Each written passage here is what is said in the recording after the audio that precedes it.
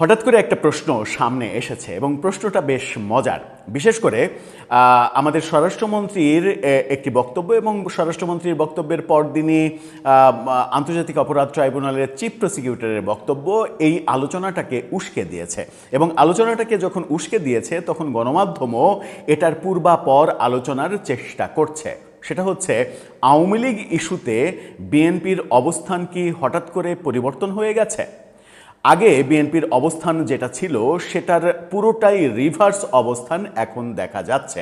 বিশেষ করে নির্বাচনের আগে পর্যন্ত বিএনপির যে রাজনৈতিক অবস্থান ছিল সেটা হঠাৎ করে পরিবর্তন হয়ে গেল কেন? এখন কি বিএনপি মনে করছে তারা নির্বাচন যেহেতু হয়ে গেছে তারা এখন সেফ জোনে চলে গেছে, এখন তাদের মতো করে যেভাবে ইচ্ছা সেভাবে ভাবা যায়? আওয়ামী লীগের ইস্যুতে তাদের এই পরিবর্তনের মূল জায়গাটা কি? কেন তারা তাদের অবস্থান পরিবর্তন করছে? রাজনৈতিক ইকুয়েশনটা কি? তারা মানে বর্তমান যারা বিরোধী দল আছে তাদের চাইতে বেশি আওয়ামী লীগকে নিয়ে চিন্তাগ্রস্ত হয়ে পড়েছে কিনা, এরকম বিশ্লেষণ গণমাধ্যমের খবরেও উঠে আসছে। চলুন একটু সেই খবরগুলো বিশ্লেষণ করে বোঝার চেষ্টা করি আওয়ামী লীগ ইস্যুতে বিএনপির অবস্থান সত্যিই পরিবর্তন হয়েছে কিনা, সেটা বিএনপির জন্য কতটা লাভজনক, কতটা ক্ষতিকর হতে চলেছে। থাকবেন পলিটিক্স টিভির নিয়মিত আয়োজনে।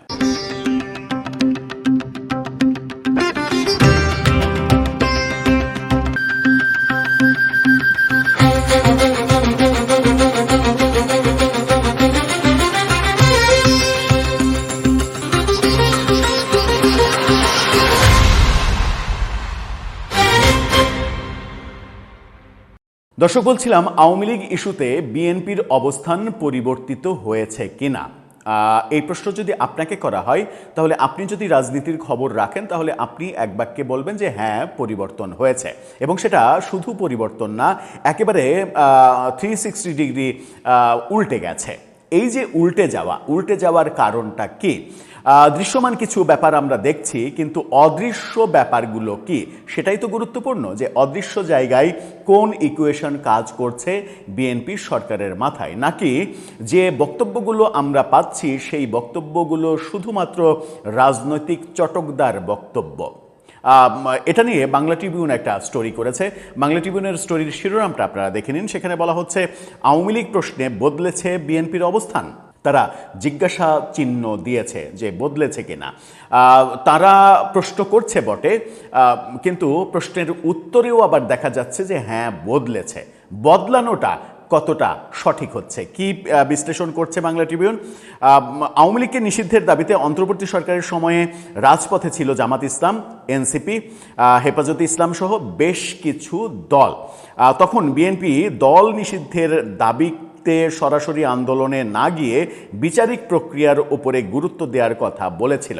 তারা স্পষ্ট বলেছিল যে কোনো রাজনৈতিক দল নিষিদ্ধের পক্ষে তারা না, এবং তারা বারবার বলেছিল তারা বহুদলীয় গণতন্ত্রের পক্ষে। বহুদলীয় গণতন্ত্র তারা প্রতিষ্ঠা করেছে। তাদের নেতা প্রতিষ্ঠাতা তিনি এদেশে বহুদলীয় গণতন্ত্র এনেছেন, এই দাবিগুলো তারা বলেছে। এবং আওয়ামী লীগকে যে নিষিদ্ধ করা হয়েছে সেটার পক্ষে তারা ছিল না। কিন্তু যখন নির্বাহী আদেশে আওয়ামী লীগের কার্যক্রম স্থগিত করে দেওয়া হলো তখন আবার বিএনপির ভাষ্য কিন্তু আমরা পরিবর্তন হতে দেখেছি। তখন তারা দাবি করেছিল যে আরও কয়েক মাস আগেই আওয়ামী লীগকে নিষিদ্ধ করতে হবে, এরকম লিখিত জানানো হয়েছিল প্রধান উপদেষ্টাকে। অর্থাৎ বিএনপির নির্বাচনের আগেই কিন্তু বেশ কয়েক রকম অবস্থান আমরা দেখেছি।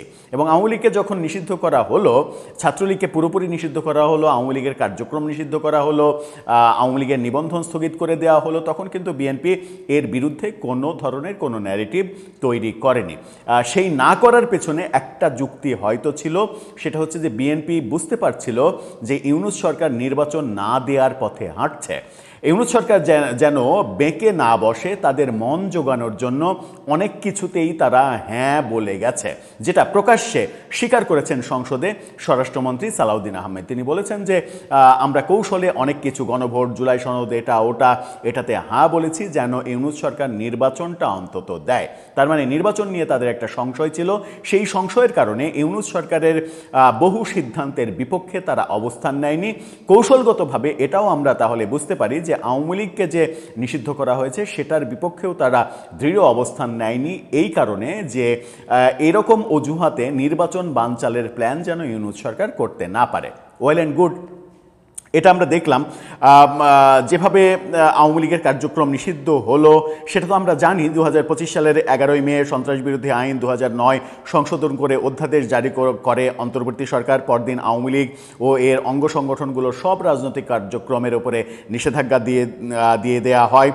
ত্রয়োদশ জাতীয় সংসদ নির্বাচনের পর গত 8 এপ্রিল ওই অধ্যাদেশকে সন্ত্রাস বিরোধী সংশোধিত বিল 2026 আকারে সংসদে পাশ করে আওয়ামী লীগের সেই নিষেধাজ্ঞা সেটা দীর্ঘায়িত করা হয়। অর্থাৎ বিএনপি সরকার আগে নির্বাচন যে কোনো মূল্যে আদায় করার জন্য যে কৌশলগুলো অবলম্বন করেছিল বলে সংসদে তারা বলছে, সেই আইনকেই আবার তারা সংসদে পাশ করছে। তার মানে এখানে তাদের এক ধরনের দ্বিচারিতা আমরা দেখতে পাচ্ছি। আগের অবস্থান এবং পরের অবস্থানে বড় পার্থক্য দেখা যাচ্ছে। নির্বাচনের আগে কি বলেছিল বিএনপি? নির্বাচনের আগে আওয়ামী লীগকে নিষিদ্ধের দাবিতে যখন জামাত এনসিপি আন্দোলন করেছিল, তখন দলটির নেতারা আওয়ামী লীগের বিচার চাইলেও দল নিষিদ্ধের বিষয়ে সতর্ক অবস্থান নিয়েছিলেন। 2025 সালের 18 সেপ্টেম্বর সিঙ্গাপুর থেকে দেশে ফিরে বিএনপি মহাসচিব মির্জা ফখরুল ইসলাম আলমগীর বলেছিলেন, বিএনপি কোনো রাজনৈতিক দল নিষিদ্ধ করার পক্ষে নয়, রাজনৈতিক সিদ্ধান্ত ঐক্যের ভিত্তিতে হওয়া উচিত। তিনি আরও বলেছিলেন, আলোচনা বাদ দিয়ে রাজপথে চাপ সৃষ্টি করা গণতন্ত্রের জন্য শুভ নয়। অর্থাৎ এনসিপি জামাত যে ধরনের আন্দোলন করেছিল সেই ব্যাপারে তিনি বলেছিলেন। এরপরও নির্বাচনের আগে ও পরে বিএনপির কয়েকজন শীর্ষ নেতা, যেসব আওয়ামী লীগ নেতা অপরাধে জড়িত নন, তাদের ভবিষ্যতে রাজনীতি তারা করতে পারবেন, এরকম বক্তব্যও দিয়েছিলেন। এবং নির্বাচনের আগে এই মির্জা ফখরুল সহ একাধিক নেতা ভোটের জন্য, ভোটের স্বার্থে, ভোটের প্রচারে এরকম বক্তব্য সহসাই দিয়ে বেড়াচ্ছিলেন। সেটা হচ্ছে যে আওয়ামী লীগের নেতাদের বিরুদ্ধে যে সকল মামলা রয়েছে, ভুয়া মামলা রয়েছে, সেই সমস্ত মামলা তুলে নেওয়া হবে। ভোটের আগের ইকুয়েশনটা খুবই স্পষ্ট ছিল এবং ভোটে সেটা দৃশ্যমানও হয়েছে। আওয়ামী লীগের ভোটাররা বিএনপিকে ভোট দিয়েছে। তাদের উদ্দেশ্য এটাই ছিল পরিষ্কার, একেবারে ম্যাথটা পরিষ্কার। তাদের উদ্দেশ্য ছিল এনসিপি এবং জামাত, যাদেরকে আওয়ামী লীগ প্রধান শত্রু হিসেবে ভাবছে, তারা যেন কোনোভাবেই ক্ষমতায় আসতে না পারে। আওয়ামী লীগের ভোট পাওয়ার জন্য বিএনপিও সারা দেশে 300 আসনে নানা ধরনের কৌশল অবলম্বন করেছিল। ঘর থেকে পালিয়ে থাকা বাস্তুচ্যুত এক ধরনের আওয়ামী লীগ নেতাদের সঙ্গে তারা গোপন যোগাযোগ করেছিল এবং তাদের অনেকে এলাকায় ফিরেছিলেন, সরাসরি বিএনপির ভোট করেছিলেন। এবং ভোটের পরে আমরা বিএনপির নেতাদের বিভিন্ন জায়গায় আওয়ামী লীগের অফিস খুলে দেওয়ার দৃশ্য দেখেছি। তার মানে ভোটের আগে আওয়ামী লীগের সঙ্গে এক ধরনের অলিখিত সমঝোতা হতে দেখেছি। সেটা বিএনপি কিংবা আওয়ামী লীগ স্বীকার করুক আর না করুক, এই সমঝোতা আমরা হতে দেখেছি। ঠিক তার ব্যতিক্রম অবস্থা দেখেছি আমরা বিশ্ববিদ্যালয়গুলোতে ছাত্র সংসদ নির্বাচনে। বিশ্ববিদ্যালয়গুলো ছাত্র সংসদ নির্বাচনে যদি ছাত্রলীগের সমর্থকরা ছাত্রদলকে ভোট দিত, তাহলে কিন্তু শিবিরের এক কি বলবো যে ভূমিধস এই বিজয় কিন্তু হতো না। এই ছাত্র সংসদ নির্বাচনে অন্য প্রেক্ষাপট তৈরি হয়েছে এবং যখন জাতীয় নির্বাচন হয়েছে তখন আবার আমরা ভিন্ন প্রেক্ষাপট দেখেছি ভোটের ইকুয়েশনে, যেখানে বিএনপি ভূমিধস বিজয় পেয়েছে। বিএনপির এমন ভূমিধস বিজয় পাওয়ার বাস্তবতা কিন্তু ছিল না। আওয়ামী লীগের ভোটাররা ভোট দিয়েছেন বলেই এটা হয়েছে, এটা মনে করেন অনেক নির্বাচন বিশেষজ্ঞরা, বিশ্লেষকরা। কিন্তু দৃশ্যপট পাল্টে গেল কেন? সরকার পরিবর্তনের পরে অবস্থান পরিবর্তন হলো কেন? সরকার গঠনের পরে অবস্থান পরিবর্তন হলো কেন? এখানে বলা হচ্ছে সরকার গঠনের 3 মাসের মাথায় আওয়ামী লীগ প্রশ্নে বিএনপির অবস্থানে দৃশ্যমান পরিবর্তন দেখা গেছে। কি সেটা? গত 4 জুলাই রাজধানীতে জুলাই অভ্যুত্থানে নিহতদের স্মরণ সভায় স্বরাষ্ট্রমন্ত্রী সালাউদ্দিন আহমেদ বলেছেন, আওয়ামী লীগ এদেশে আর রাজনীতি করতে পারবে না এবং দল হিসেবে আওয়ামী লীগের বিচার করা হবে। এই বক্তব্য আলোড়ন তৈরি করেছে। সেই একই অনুষ্ঠানে প্রধানমন্ত্রী সৌহার্দ্য, সম্প্রীতি, সবাইকে নিয়ে কাজ করার কথা বলেছেন। অর্থাৎ দুইজনের অবস্থান দুই রকম দেখা গেছে।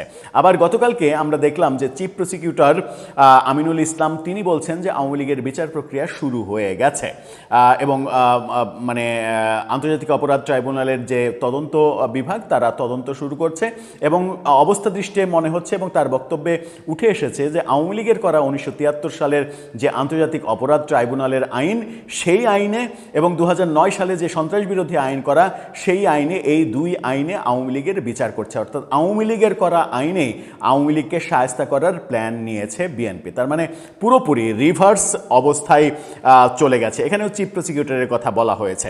কিন্তু কেন এই অবস্থান বদলে গেল সেই ব্যাপারে বলা হচ্ছে, নির্বাচনের পর আওয়ামী লীগ প্রশ্নে বিএনপি কঠোর অবস্থান নিয়ে রাজনৈতিক মহলে নানা ব্যাখ্যা রয়েছে। ব্যাখ্যাগুলো কি? অনেকে মনে করছেন বিরোধী দল হিসেবে জামাত ও এনসিপিকে বিএনপি তাৎক্ষণিক রাজনৈতিক হুমকি হিসেবে দেখছে না। অর্থাৎ জামাত এবং এনসিপিকে বড় হুমকি তারা মনে করছে না, তারা বরং বড় হুমকি মনে করছে আওয়ামী লীগকে। যদি আওয়ামী লীগ ফিরে আসে, আওয়ামী লীগ বিএনপির জন্য একটা বড় হুমকি হতে পারে। কিন্তু আওয়ামী লীগ যদি আবার সংগঠিত হওয়ার সুযোগ পায়, তাহলে ভবিষ্যতে রাজনৈতিক সমীকরণ বদলে যেতে পারে। সে কারণেই দলটিকে আইনি প্রক্রিয়ার মাধ্যমে দীর্ঘমেয়াদে রাজনীতির বাইরে রাখতে চাইছে সরকার। এটা বাংলা ট্রিবিউনের বিশ্লেষণ। তারা বলছে, এই বিষয়ে নাগরিক ঐক্যের সভাপতি মাহমুদুর রহমান মান্না তিনি বাংলা ট্রিবিউনকে বলেছেন, আওয়ামী লীগ ভবিষ্যতে বিএনপির প্রধান রাজনৈতিক প্রতিদ্বন্দ্বী হতে পারে।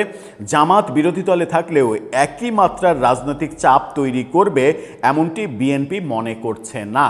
অর্থাৎ জামাত এই মুহূর্তে প্রধান বিরোধী দল, কিন্তু তারা বিএনপির উপরে চাপ প্রয়োগ করে বিএনপিকে অস্থির করে দেবে, এটা বিএনপি মনে করছে না। বিএনপি মনে করছে বরং আওয়ামী লীগকে যদি সুযোগ দেওয়া হয়, আওয়ামী লীগ ভয়ঙ্কর হয়ে উঠবে। তাই আওয়ামী লীগের বিরুদ্ধে সরকার আরও কঠোর অবস্থান নিয়েছে। এই বিশ্লেষণে বলা হচ্ছে বক্তব্য স্ববিরোধী। সিনিয়র সাংবাদিক এবং রাজনৈতিক বিশ্লেষক আলতাফ পারভেজ বলেন, স্বরাষ্ট্রমন্ত্রীর বক্তব্যে কিছুটা স্ববিরোধিতা রয়েছে। কি সেটা? কারণ আনুষ্ঠানিকভাবে নিষিদ্ধ হওয়ার আগেই আওয়ামী লীগের রাজনৈতিক কার্যক্রম কার্যত বন্ধ রয়েছে। তিনি বলেন, রাজনীতিবিদরা নানা বক্তব্য দিতে পারেন, কিন্তু প্রশাসক হিসেবে সরকার শেষ পর্যন্ত কি পদক্ষেপ নেয় সেটাই গুরুত্বপূর্ণ।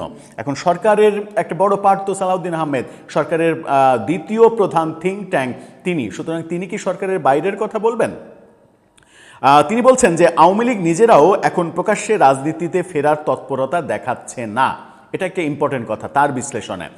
আওয়ামী লীগ মানে তেমন একটা অ্যাক্টিভ যে উন্মাদনা সেটা দেখাচ্ছে না। এমনকি প্রতিষ্ঠাবার্ষিকীতেও তারা দৃশ্যমান কোনো ধরনের শোডাউন করেনি। তারা ঘোষণা দিয়েছে, ঘোষণাটা তাদের টেকনিক ছিল, কিন্তু সেটা বাস্তবায়ন করার পথে হাঁটেনি। তার মানে আজ আওয়ামী লীগও যে মরিয়া হয়ে উঠেছে সেটা কিন্তু নয়। আইনি পথেই বিএনপি হাঁটতে চাইছে, এটাই বিএনপির সর্বশেষ অবস্থান মনে হচ্ছে। সালাউদ্দিন আহমেদের বক্তব্য এবং চিফ প্রসিকিউটরের বক্তব্য এটাই প্রমাণ করে। চিফ প্রসিকিউটর যেহেতু আইনের জায়গাটা দেখছেন এবং সেই আন্তর্জাতিক অপরাধ ট্রাইব্যুনালে আওয়ামী লীগের দল হিসেবে বিচারের প্রক্রিয়াতে এগোচ্ছে বিএনপি চাইছে যে ভবিষ্যতে যেন আইনি জটিলতা তৈরি না হয়, সেই কারণে এটাকে আইনি সমাধানে নিয়ে যাওয়া, অর্থাৎ আদালতের মাধ্যমে আওয়ামী লীগকে আজীবনের জন্য নিষিদ্ধ করার একটা প্রক্রিয়ার দিকেই এগোচ্ছে বিএনপি। ভালো কথা, ওয়েল অ্যান্ড গুড। এখন পর্যন্ত স্বাধীনতার 55 বছর পরেও আমরা যুদ্ধাপরাধের অভিযোগে অভিযুক্ত দলের কিংবা দলগুলোর বিচার করতে পারিনি। 55 বছরে পারিনি। 55 বছরে যেটা পারিনি, 2 বছরে শুধুমাত্র একটা সরকার চেঞ্জ, কিছু দুর্নীতি, কিছু অপশাসন, নির্বাচন ব্যবস্থা মানে নষ্ট করে ফেলা, এরকম অভিযোগ, এবং 24-এর আন্দোলনে কিছু ছাত্র জনতার মৃত্যু, এরকম অভিযোগে একটা বাংলাদেশের সব থেকে পুরনো দল, সব থেকে ঐতিহ্যবাহী দল, তাদেরকে কি আদালতের মাধ্যমে শায়েস্তা করা, নিষিদ্ধ করা, নিঃশেষ করা, নিশ্চিহ্ন করা, এটা সম্ভব হবে? যদি সম্ভব হয় তাহলে বিএনপির জন্য সেটা স্বস্তিকর খবর হবে। আর যদি এটা হিতে বিপরীত হয় কিংবা বুমেরাং হয়ে ফিরে আসে, তাহলে বিএনপির জন্য এটা একটা বিপজ্জনক খেলা হিসেবেই মনে হতে পারে। আরেকটা বড় যে কথা সেটা হচ্ছে যে বাংলাদেশের রাজনীতিতে কোনো কিছুই স্থায়ী হতে আমরা দেখিনি। আজকে আদালতের একটা সিদ্ধান্ত আগামীকালকে পাল্টে যাবে না, তার গ্যারেন্টি কে দিতে পারে? এই উদাহরণ তো আমরা দেখছি। এমনকি আওয়ামী লীগের আমলে মৃত্যুদণ্ডপ্রাপ্ত আসামিকেও ইউনূস সরকার ক্ষমতায় আসার পরে বেকসুর খালাস পাওয়ার দৃশ্যও তো আমরা দেখেছি। সুতরাং রাজনীতিবিদদের উচিত রাজনৈতিক সিদ্ধান্ত, সেটা আদালতের মাধ্যমে হোক কিংবা নির্বাহী আদেশে হোক, সিদ্ধান্ত নেয়ার আগে 100 বার ভাবা, যেন সেই সিদ্ধান্তটা নিজেদের দিকে ফিরে না আসে। দর্শক, আপনার মতামতের ব্যাপারে জানিয়ে লিখতে পারেন আমাদের কমেন্ট বক্সে।